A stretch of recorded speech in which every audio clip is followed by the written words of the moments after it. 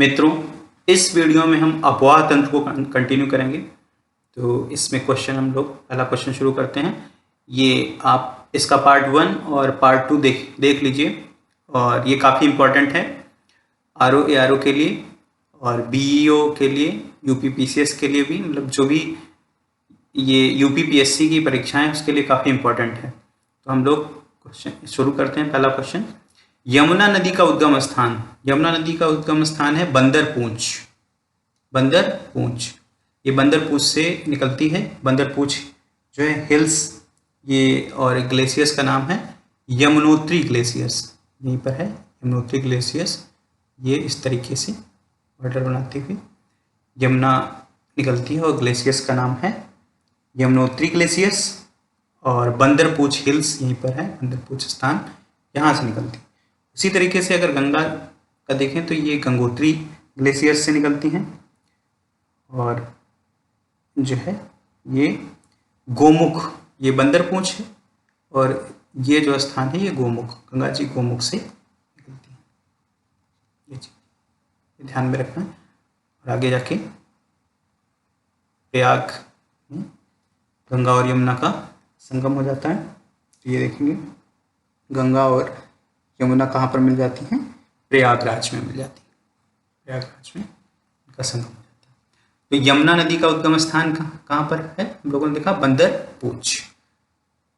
ये क्वेश्चन है।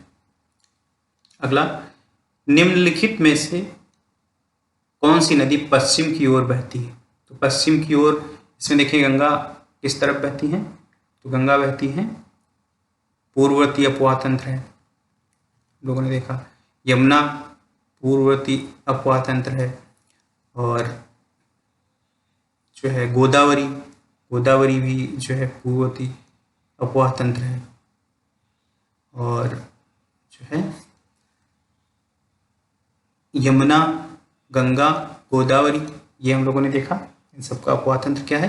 पूर्ववर्ती, इस तरह के पूर्व की तरफ ये बहती हैं। तो और इसमें नर्मदा नदी क्या है? ये पश्चिम की ओर बहती है। नर्मदा नदी पश्चिम की ओर बहती है। ये जो इस तरीके से खंभात की खाड़ी में बह जाती है। तो नर्मदा नदी द रिफ्ट घाटी में बहती है नर्मदा, और ये इसका जो बहाव है वो पश्चिम की ओर है। ये ध्यान में रखें। नर्मदा और तापी का जो है बहाव कैसे है? नर्मदा और तापी ये बहती हैं पश्चिम की ओर।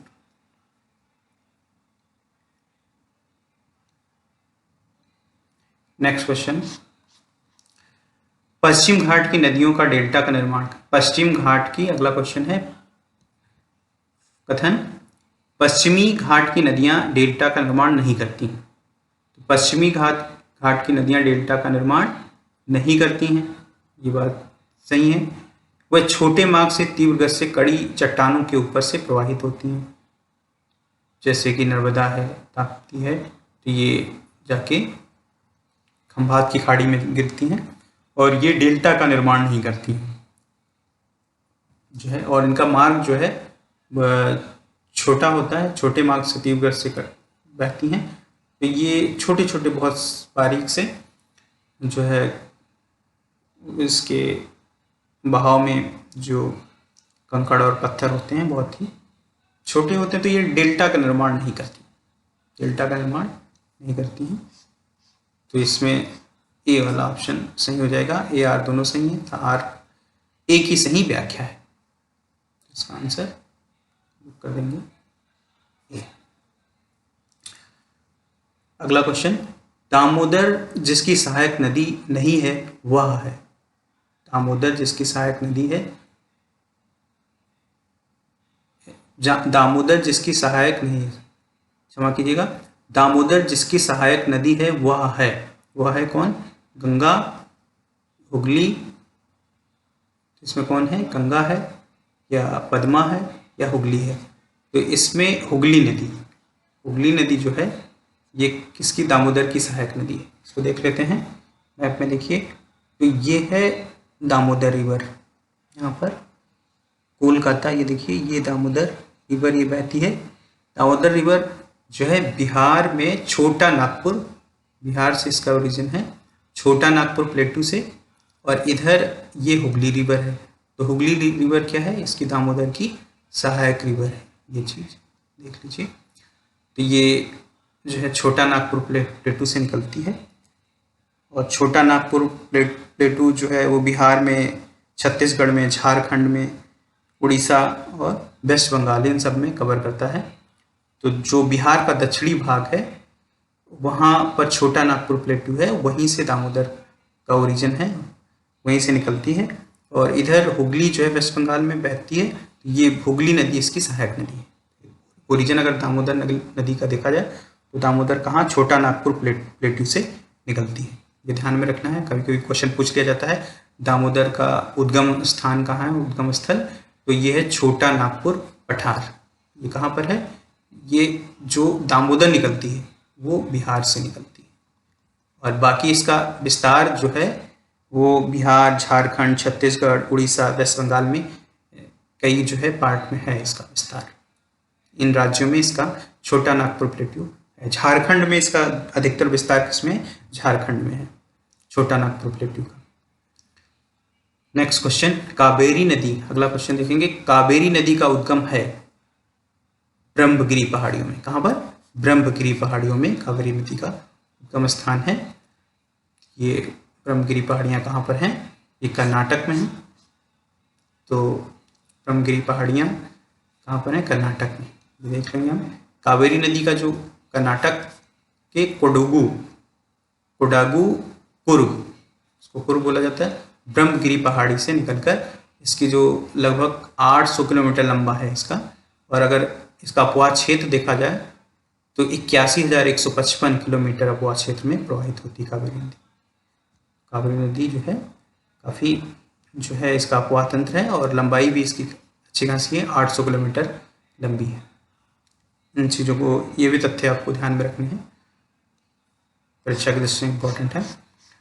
कृष्णा नदी जल विवाद, अब कृष्णा नदी जल विवाद के बारे में देखा जाए तो ये कर्नाटक, कृष्णा नदी जल विवाद किन किन राज्यों के मध्य है, तो ये कर्नाटक, महाराष्ट्र, आंध्र प्रदेश, ये तक देखा जाए तो ये तीनों के राज्यों के मध्य हो चुका है, कर्नाटक, महाराष्ट्र, आंध्र प्रदेश। और क्वेश्चन में जो ऑप्शन के अकॉर्डिंग जो है वो जो है तो ही दिए हुए हैं, तो इसमें अब ध्यान रखेंगे जो कर्नाटक एवं महाराष्ट्र और कर्नाटक एवं आंध्र प्रदेश, तो ये ऑप्शन कर्नाटक, महाराष्ट्र और आंध्र प्रदेश ये। अब जब क्वेश्चन आएगा तो इसमें से कोई एक ही जो है ऑप्शन बनाया जाएगा। तो हमें ध्यान में रखना है प्रेजेंट में ये विवाद कर्नाटक एवं महाराष्ट्र और आंध्र प्रदेश के बीच में। निम्न नदियों में, अगला क्वेश्चन देखेंगे, निम्न नदियों में कौन सर्वाधिक प्रदूषित है। तो सर्वाधिक प्रदूषित नदी जो है अभी हम लोगों ने देखा दामोदर रिवर है, और दामोदर रिवर का ओरिजिन छोटा नागपुर प्लेटू, ये बिहार में ये है छोटा नागपुर प्लेटू, और ये वेस्ट बंगाल में एंट्री करती है दामोदर रिवर, और इधर से हुगली रिवर इसकी सहायक नदी है। ये जाके कहाँ, ये गिर जाती है वे ऑफ बंगाल में। तो ये है छोटा नागपुर प्लेटू, ये बिहार स्टेट से निकलती है, ये है पश्चिम बंगाल। तो दामोदर रिवर क्या है, ये सबसे प्रदूषित नदी है दामोदर रिवर, जो छोटा नागपुर प्लेटू से निकलती है, ये भी ध्यान में रखना हमें। अगला क्वेश्चन, प्रायद्वीपीय भारत की नदियों में, अगला क्वेश्चन देखेंगे तो ये है प्रायद्वीपीय भारत की नदियों में कौन सी सबसे लंबी नदी है। तो कौन सी सबसे लंबी नदी है, ये है गोदावरी, 1465 किलोमीटर है। कितनी, 1465 किलोमीटर। और कावेरी जो है ये 800 किलोमीटर के आसपास अभी लोग हम लोगों ने पढ़ा है। गोदावरी 1465 किलोमीटर है। और गोदावरी का जो उद्गम स्थान है, गोदावरी भारत के गंगा के बाद अगर देखा जाए तो ये प्रायद्वीपीय भारत की सबसे लंबी नदी है। और निकलती कहाँ से है, महाराष्ट्र में, महाराष्ट्र ये है त्र्यंबकेश्वर जगह है महाराष्ट्र में, वहाँ से उद्गमित होती है गोदावरी, ये त्र्यंबकेश्वर से निकलती है। गोदावरी कहाँ से निकलती है, त्र्यंबकेश्वर के निकट से उद्गमित होकर ये बंगाल की खाड़ी में यहाँ पर आके गिर जाती है, बंगाल की खाड़ी में आके गिरती है त्र्यंबकेश्वर से निकलकर। इसका जो उद्गम स्थान है त्र्यंबकेश्वर, और ये जो है जहाँ पर ये अपना पानी छोड़ती है, जहाँ इसका वो है बे ऑफ बंगाल, बंगाल की खाड़ी में ये जाके मिल जाती है। ये ध्यान में रखना है। लंबाई इसकी कितनी है? 1465 किलोमीटर, 1465 किलोमीटर। अगला क्वेश्चन देखेंगे, लेह अवस्थित है। लेह कहाँ पर है? तो लेह अवस्थित है, हम लोगों ने देखा कि जो है यहाँ पर ये जो रेंजेस हैं, कौन सा? काराकोरम रेंज है। कौन सी? काराकोरम रेंज। दूसरी है लद्दाख रेंज, ये रेंज है लद्दाख रेंज, ये देखेंगे। तीसरी रेंज है जास्कर रेंज, कौन सी? जास्कर रेंज। और इसी के पैरेलली है यहाँ पर कैलाश रेंज, कैलाश रेंज इसके पैरेलली है। और यहीं पर देखेंगे हम ग्रेट हिमालय का पार्ट है, great Himalaya, G for great, great Himalaya थे। Pir Panjal, P for Pir Panjal, S for Shivalik, S for इसी के जस्ट नीचे शिवालिक रेंज। तो ये रेंजेस हैं। और यहीं पर शिपकिला दर्रा है, शिपकिला दर्रा है। और ये जो है जो सिंधु नदी है, ये इस तरीके से ये फ्लो करती है, सिंधु नदी इस तरीके से फ्लो करती है। तो कौन सी नदी है? इंडस रिवर यानी सिंधु नदी। और 4 नदियां और इस तरफ से आती हैं, यहाँ से सतलज निकलती है, जो ये 5 रेंजेस को काटती है। 5 रेंजेस इस तरीके से आती हैं और इन 5 रेंजेस को काटती है कौन सी? सतलज रिवर। हिमालयन की रेंजेस सभी श्रेणियों को कौन सी काटती है? ये सतलज रिवर है, ये काटती है। ये इधर से इंडस रिवर आ रही है, इंडस रिवर में सतलज रिवर जाके मिल जा रही है। सतलज रिवर जो है यहाँ पर ये निकलती तिब्बत के पास से, मानसरोवर लेक के पास से निकलती है। तो ये जो है सिंधु नदी के, अगर लेह देखा जाए तो सिंधु नदी के किस तरीके से यहाँ पर लेह की अवस्थिति इस तरीके से है। तो सिंधु नदी के दाएं तट पर है, सिंधु नदी के ये लेह है और सिंधु नदी मान लीजिए ये सिंधु नदी बह रही है और ये लेह। तो लेह जो है वो कहाँ पर होगा? सिंधु नदी के दाएं तट पर है। ये ऑप्शन है सिंधु नदी के दाएं तट पर। भारत की सबसे लंबी प्रायद्वीपीय नदी, तो अभी हमने देखा गोदावरी क्या है? 1465 किलोमीटर लंबी है और यही प्रायद्वीपीय भारत की सबसे लंबी नदी है गोदावरी। कितनी लंबी है? 1465 किलोमीटर। कहाँ से निकलती है?